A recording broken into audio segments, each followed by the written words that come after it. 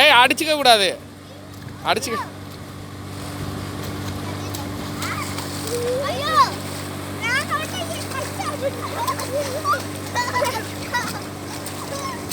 சண்டை போடக்கூடாது தம்பி, சண்டை போடக்கூடாது.